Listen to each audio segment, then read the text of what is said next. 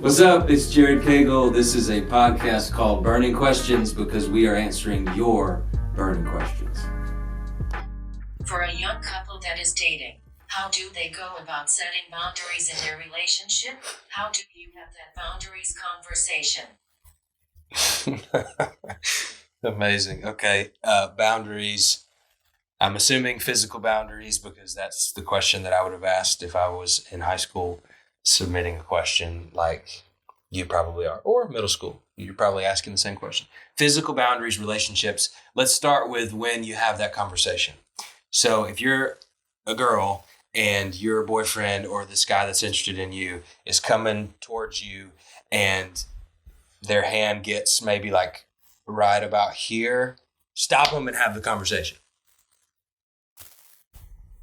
No, like too late. You know what I'm saying? Or if you're a guy, let me tell you when you need to have a conversation. If she looks at you, I mean, she may be 20 feet away, but if she looks at you in the eyes, you better hurry up and have that conversation because I know you boys and I know how you are. The truth is, like, man, if you're in the moment of temptation in any way, you're too late to have the boundaries conversation.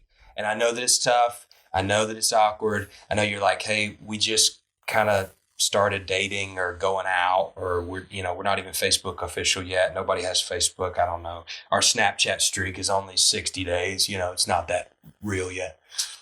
Whatever it is for you, let me just tell you, as awkward as the conversation is, it's very, very, very important, especially if there's any kind of chance that y'all are going to be alone.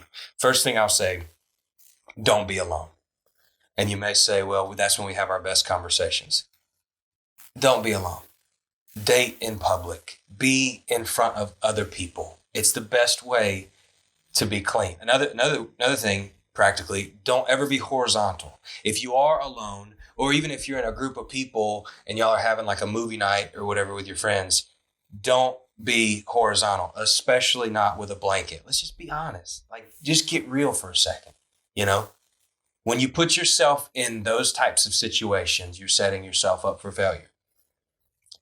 So you got to have it. You got to have the conversation, and you got to have it before temptation comes. And boundaries need to be very clear and set very early. Why is that important? Let me talk a little bit about that. Why do we need to have boundaries? I think about this, very smart, a guy that's a lot smarter than me, Ben Stewart is his name, wrote a book called Single Dating, Engaged, Married, I think is what the book's called. Look it up. He's a great guy, great author.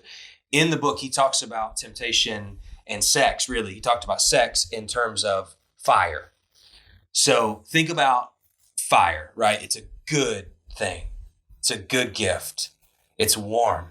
It brings heat. It provides for us a good environment. Like, you want to sit around a fire with your family at home around the holidays, like it's a good thing. But think about it when it's in its rightful place, right? So you're in your living room. You've got your real fireplace, not your gas boring, fireplace, but like real wood, real chimney, it's this ambiance, this environment. It's awesome. It's beautiful. You sit around and maybe you roast a marshmallow, whatever. You're having a good time. But think about what would happen if you were to take that fire and put it right in the middle of your living room. Probably wouldn't go very well. You know what I'm saying? Because it's not in its rightful place anymore. And that is the boundaries conversation. Sex, just like fire, is a good gift from God. And it was intended for a purpose. It was intended for relationships that are committed in what we call marriage, which means you are committed to that person for the rest of your life. Like, it's not hey, our streak is 300 days now, so we're getting a lot more serious. No, it's like, here's a ring for your finger because that's how serious I am. Like, I'm not going to take this ring off because my love for you is enduring and I'm going to commit my life to you. That's the type of commitment that God designed for sex to be a part of. Let me say it this way. In Genesis chapter 2, at the end of the chapter, God describes the two, man and woman, coming together in marriage.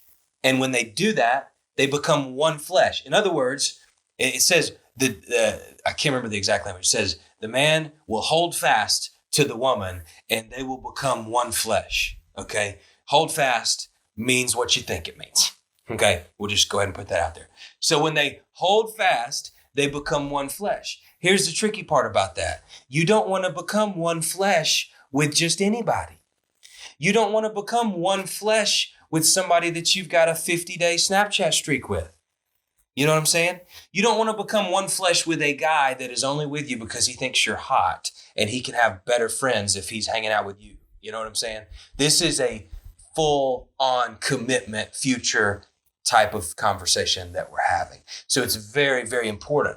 Also, on that same vein, the two becoming one flesh. Some of you may have crossed the line physically with somebody. Maybe you're in a relationship right now where you've already crossed the line and you're finding it very difficult to leave and to break up with that person, and you can't figure out why. And all of your friends are like, you need to break up with him. He is such a punk. He is not nice to you. You know, maybe they're using other words that I'm not allowed to use when I'm, whatever, on a microphone.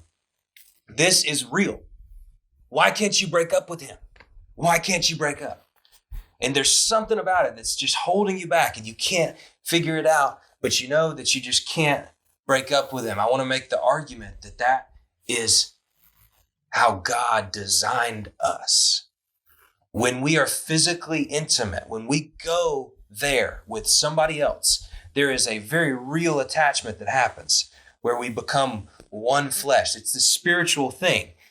And so maybe you're wondering like why you can't detach yourself from that person. And I want to tell you, it's because you've already crossed the line and now you guys are like attached in a very real way, you know? And so some of you may be listening to that and saying like, man, now, so what do you mean? Like I'm screwed up forever? I'm not going to ever be able to have a good relationship? No, because God is the God of grace and God is the author of salvation and redemption. And he is the one who brings ashes into beauty. He's the one that takes dust and turns it into the most glorious creation that the world's ever seen.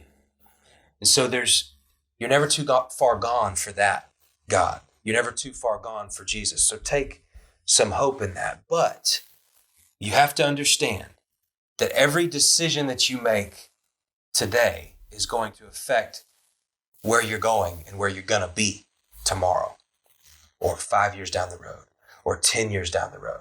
So I want to encourage you in this conversation about boundaries to think about it in terms of destination. Don't just think about it in terms of gratification. Don't just think about it in terms of what your body wants right now or what would be the most fun or what everybody else is doing that's permissible, you know. Think about it in terms of destination. Where do you want to be in 5 years? Where do you want to be in 10 years? Do you want to have a marriage one day? Do you want to have kids one day? Do you want to have a wife that is solely committed to you and there's nothing standing in the way? The thing that I hate the most about my past, if I'm being honest with you, because I have major failings in my past that God has redeemed and Jesus has saved me from.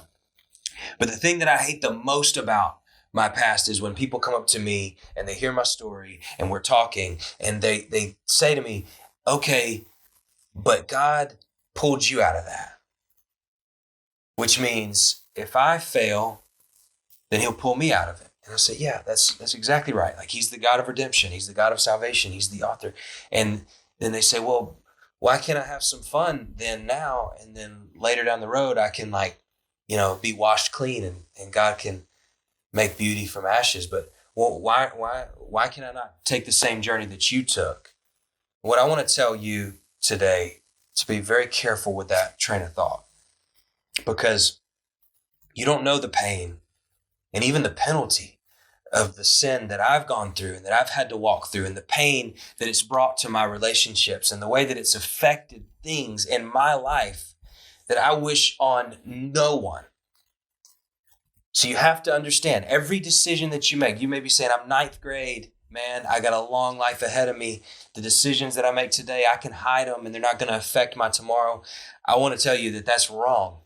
Every single decision that you make today is going to affect where you're going. So be careful about that and think about what the end is going to be. Think about the destination. Think about where you're trying to go and where God is leading you to go, and make decisions that line up with that. You'll be better for it. God has what's best in store for you.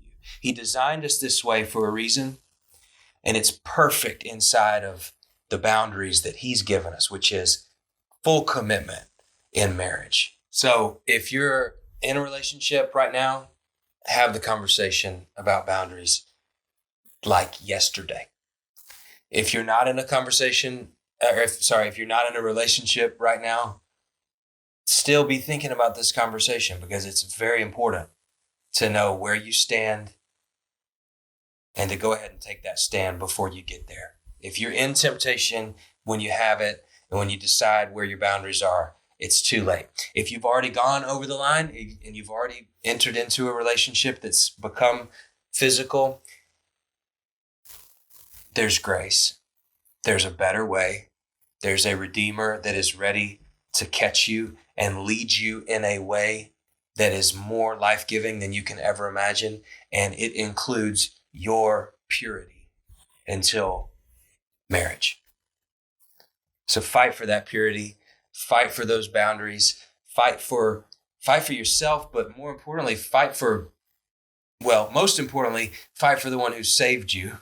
And more importantly than yourself, fight for the one that's going to be there in the future that God has set aside for you, that you will hopefully spend the rest of your life with in marriage. Just don't touch each other, man. Just keep it simple and don't touch each other. Thanks for listening to this episode of Burning Questions. If you have a burning question that you've been longing for an answer to, DM us on our Instagram at CMC Students_.